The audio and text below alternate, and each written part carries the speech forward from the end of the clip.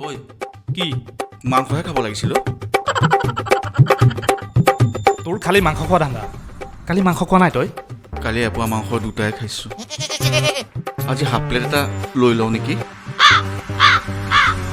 মাহৰ শেষ পইচা আছে তোৰ পকেট খালিয়ে দেখোন মাংস খাই শেষ সোনকালে দিয়ক চেলাৰী পালে কিমান মাংস খাই যাবিহি